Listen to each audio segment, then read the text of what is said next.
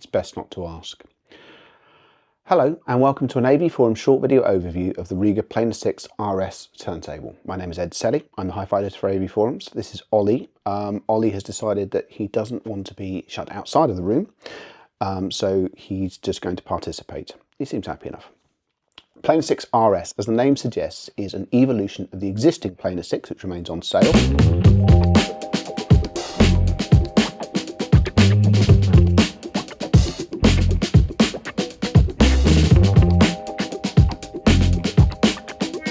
Planar 6 RS is £2,000. It went on sale very late in March. As the name suggests, it is an evolution of the existing Planar 6, which remains on sale. Planar 6 is an interesting turntable because it's half and half. It represents the crossover point between the plinth designs Planar 1, 2 and 3 and the skeletal designs 8, 10 and Naya.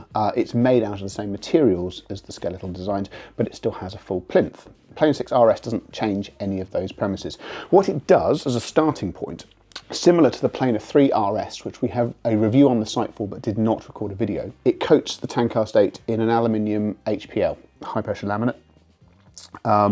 We'll come to that in a bit because there's more of an aesthetic sort of comment to be had about that. Where the Planar 3 RS is, if you like, a collection of bits that you can order from Rega direct for your Planar 3, this is slightly different because one of the things that marks the Planar 3 RS out as an RS is it comes as standard with the external power supply, which is an option on the standard Planar 3. The Planar 6 has that power supply as standard, as indeed does the Planar 8. So Rega hasn't messed about with that. You still get that power supply. It still does 33 and 45 RPM, 24 volts, quartz locked, all very nice. So what have they changed? Underneath this rather splendid glass platter, you'll find a twin belt pulley rather than a single belt. Exerts great attractive force, should help with pitch stability and so on and so forth. If that sounds a bit underwhelming, the big change is here. And what's clever about that is that it's very hard to spot. I mean, I would regard myself as a bit of a Rega anorak, and it's still not something you can easily do once the arm is attached. This looks like the RB330 arm that the Planar 6 and indeed the Planar 3 is fitted with out the factory, but it's not. This is an RB880. It uses basically the same externals, but it has a beefed up bearing assembly and mounting system. It's capable of quite significantly higher performance, and it's never been fitted to the Planar 6 before. This is then finished with the ND9 moving magnet cartridge, the flagship of the moving magnet range. This takes the same neodymium, not a word that I want to say at this time in the morning normally, magnet and generator assembly, and mates it with the boron cantilever and stylus from the flagship Aphelion 2 cartridge, which costs more than a complete Planar 6 RS.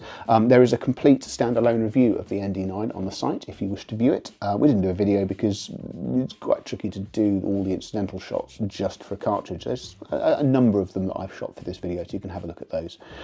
This is not a dealer option, or factory option I should say, for the standard Planar 6. If you want to build one of these as non-RS, you'd have to buy a Planar 6 with an arm attached, take the arm off, sell it, eat it, do whatever you saw fit, buy this arm, fit it, and then fit the cartridge. There's no way that you could do it for substantially less than about £3,200. It's simply not worth it unless you buy this, unless you buy it as a Rega sort of single option.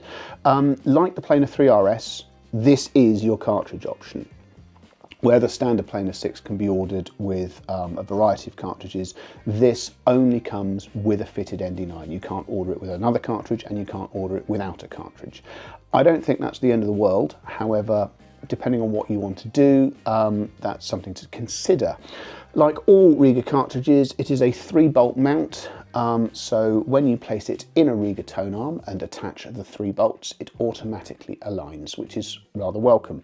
Literally, the only point of criticism I can give is, like all of the other current design Rega cartridges, with the exception of the base model carbon, the stylus guard is fractionally on the small side. It doesn't offer quite as much protection as some other cartridges do.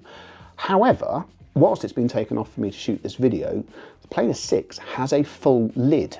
So if you have children and cats and other niceties, that can be something that you can get sorted relatively easily. This means that all things considered, for £2,000, this is quite a lot of turntable. And it's quite a lot of turntable that doesn't ask any more of you to set up and live with than the more affordable turntables. In the same way that the Planar 6 is an interesting crossover point, this just emphasises that. You're getting quite a lot of Planar 8 and other sort of higher end technology just encased in something which, if you have children or cats or other niceties, it's just that little bit easier to live with. And we're going to delve into subjectivity here.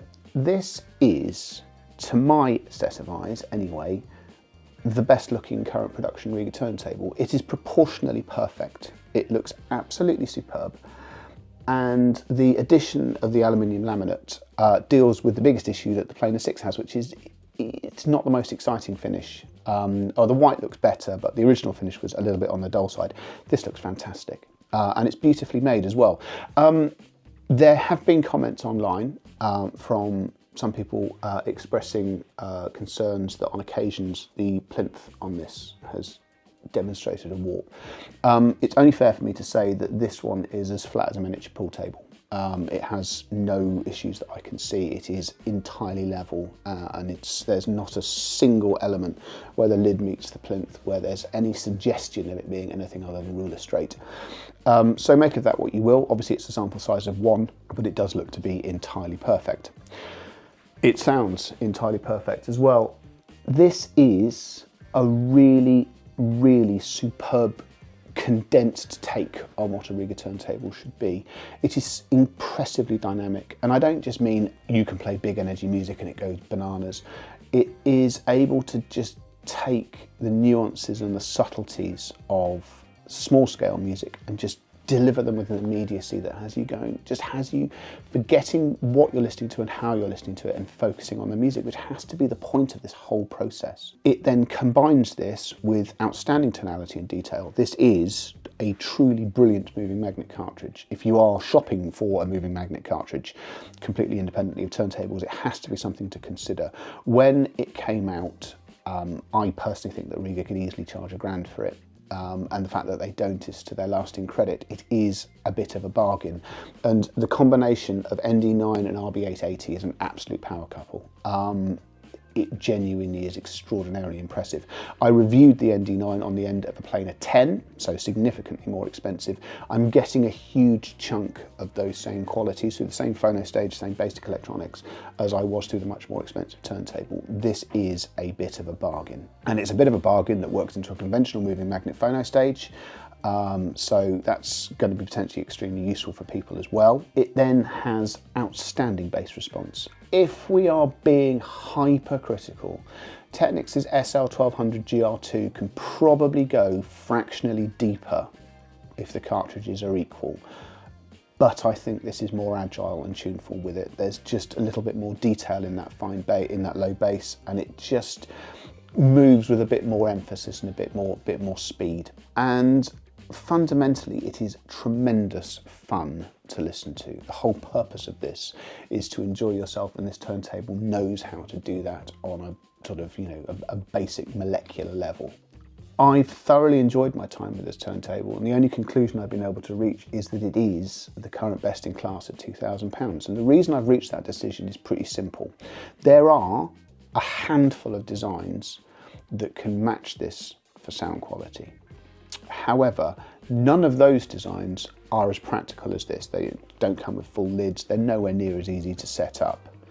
Then there are other designs which are as practical as this. They have lids, they are easy to set up, and so on and so forth, but they don't sound as good. This is the sweet spot between ability and practicality that is what gains that award. It is a truly outstanding piece of kit.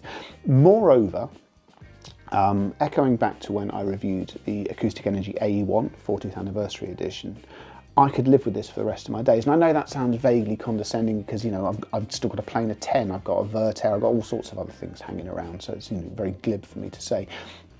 But if I had to part with all of them, I could live with this for the rest of my days and I wouldn't feel shortchanged. It is just profoundly satisfying. And you know, when I'm done with it, I can put the lid down, a cat can come and sit on it.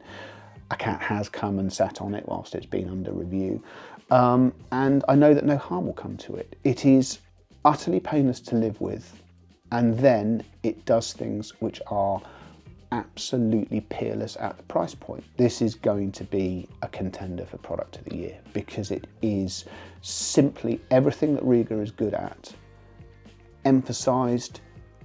Nothing that you don't need is there, everything that you do need is there, and it's delivered at an extraordinarily competitive price. It is an absolutely brilliant product, and I'm going to be disappointed when I have to put it back in the box.